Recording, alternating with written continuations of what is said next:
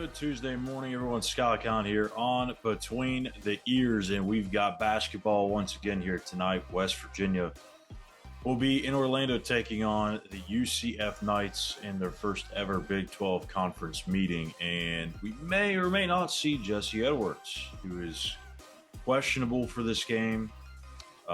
Josh Eilert said that they were going to reevaluate him ahead of the game to see if he's able to go. He went through pregame warmups on Saturday against Kansas, but did not play in the game. He did dress, so I think that is a step in the right direction. And one of the questions in my mailbag this week was kind of the timeline for Jesse, when we could actually see him back on the floor. And my opinion is, if you feel like you can get by without him tonight, I think you need to be 1,000% sure that he is okay to go. I mean, whenever that is, you can't just throw him out there if he's at 98 or 97%, in my opinion. Those types of injuries, although they're not like an ACL or anything like that, but it's a injury that causes some hesitation for sure. I know I had one, and when I returned playing basketball, granted it was middle school when I fractured my wrist, but it made me a different player. I know for sure. I was somebody that liked to jack up threes all the time, and I'd get the ball at the top of the key, and I was wide open and wouldn't shoot it. Now, for Jesse, obviously a much different player. He's not out shooting threes, but he is getting smacked and beat around underneath in the paint, and that's what led to his injury. Was the overwhelming physicality that UMass was playing with and got away with. But you got to be careful because he's going to draw a lot of attention. He's going to be in a lot of traffic, going to get a lot of contact.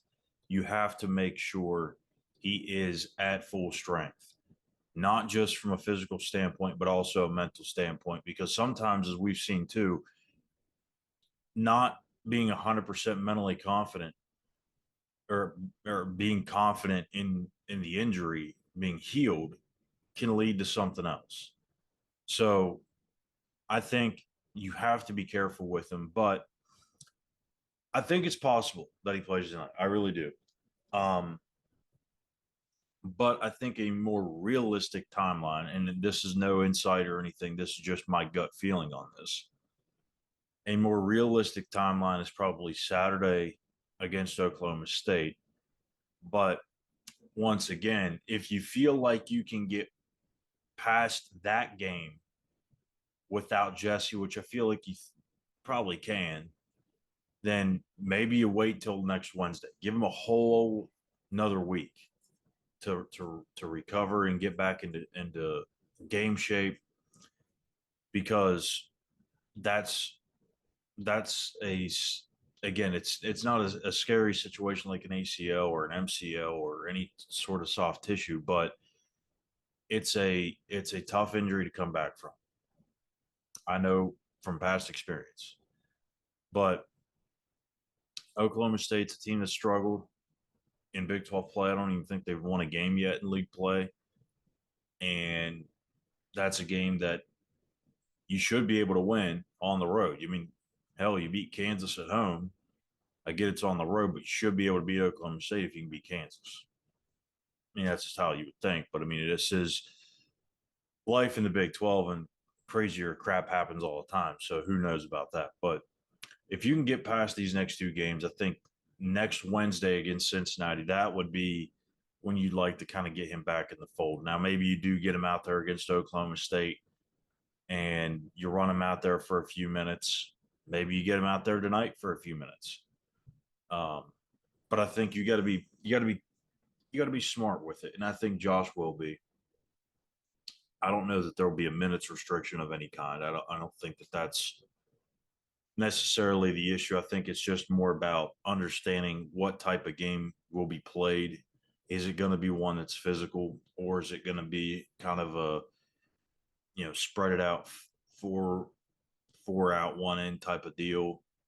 If that's the case, then you feel good about putting him in there and letting him do his thing. But I think the biggest question really is what happens to Pat Suemnick when Jesse does indeed come back, because he is coming back very soon. And Pat is absolutely on a freaking roll right now. I mean, 20 points against Kansas. He outplayed Hunter Dickinson, who, in my opinion, is probably one of the top bigs in the country, maybe one of the top players in the country. Outplayed him, hands down, flat out outplayed Hunter Dickinson. He had one rebound at the half. And I mean, you're talking about Pat, who's what, 6'7", 6'8". I don't remember exactly what his height is, but you got him going up against Hunter Dickinson, who's 7'2" or 7'1". You would think that Dickinson would be able to win that battle pretty easily. Nope. Pat went to work and owned that kid all day long. And the energy that he plays with, the enthusiasm, the confidence, it's at an all-time high right now. And that's hard to pull him out of the lineup or pull him out of his role, given how he's played. But I mean, when you got Jesse Edwards healthy and available, you've got to be able to put him on the floor too. So are we putting Jesse and Pat together? Are we staggering them? In my opinion, I think they're probably more than likely going to start them together at first and see how it goes. But I think it could end up going to a situation where they're going to stagger them. Pat will come in and spell Jesse. But he'll also come in and play the 40. I really don't know. The more that I think about it, because you want to have that backup center. A Cook could be that technically, but I think you'd rather have Pat playing there. But you also want your best five on the floor. And right now, Pat is one of the best five without a doubt. So I think it would make sense to start them both together. Actually, now I'm talking myself into it. So starting them both together, see how it works. If it doesn't work, you can always change things up. Put Quinn back in at the 4. Maybe you go with Cook. There's several ways to go about it. So I think Pat will continue to play well. Is he going to put up 20 points and 8 boards a game or whatever? Nah, probably not. I mean, there's going to be less points out there to be had. There's going to be less rebounds out there to be had. It's just the nature of adding a guy like Jesse Edwards back into the fold. So, no, he's not going to put up those same numbers, but he is going to still be very productive and someone that I think is one of the better bigs, if you will, in the Big 12. Now, if you look at what he's done so far, and if he were to, let's say, keep this pace up, now, again, that's a very tall order. But if he would, I mean, you're talking about all league caliber type honors, right? I mean, you'd have to. I mean, there's no way that he would be left off an all Big 12 team. And for someone that is playing out of position, who is undersized, has not really played that position before, I mean, he's got to be, you would think, a second teamer. I mean, obviously, Hunter Dickinson at Kansas is going to be the first teamer, but he's got to be in the mix for that second team spot. So, I don't know that, again, that those numbers are going to hold up. But I think if you're Josh Eilert, you're just hoping that he remains productive. It doesn't mean he has to get 20 points.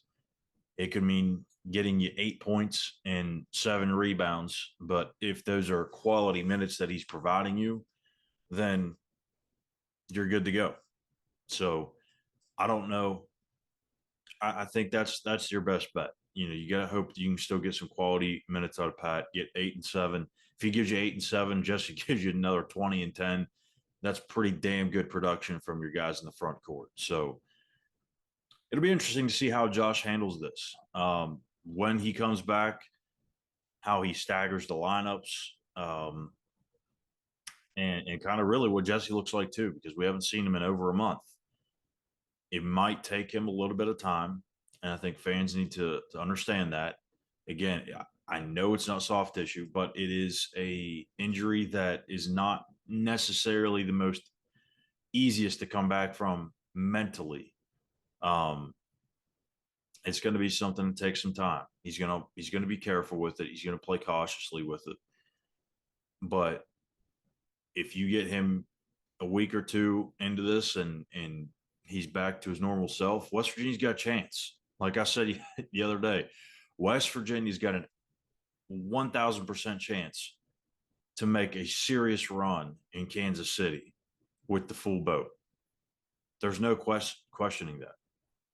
Raekwon Battle is phenomenal. Noah Farrakhan has been phenomenal. Kobe Johnson in spurts has played really well. Pat Suemnick has emerged. You got Jesse Edwards. You've got Quinn Slazinski, who has maybe fallen off a little bit, but he's still a very quality player for what this team needs.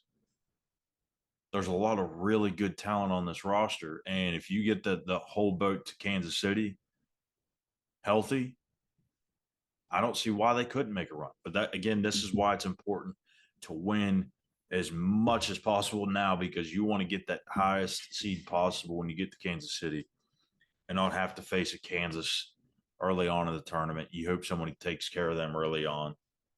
You don't want to face a Houston. You want somebody like I don't know if you're going to get the Oklahoma State matchup, but you see what I'm saying? You want to get those bottom 4 or 5 teams on your side of the bracket early on. So that'll do it for me here today, or actually this morning, I should say, here on Between the Ears. I'm Schuyler Callihan. Make sure you hit that subscribe button on YouTube at Mountaineers Now. Give us a like, and also give us a follow on X at the same handle. We appreciate you guys tuning in, and we'll be back tonight here on this very channel for the Mountaineers Now post-game show, wrapping up the action between West Virginia and UCF. That one tipping off at 7 o'clock Eastern. So we'll be back later on to recap the game. Until then, take care.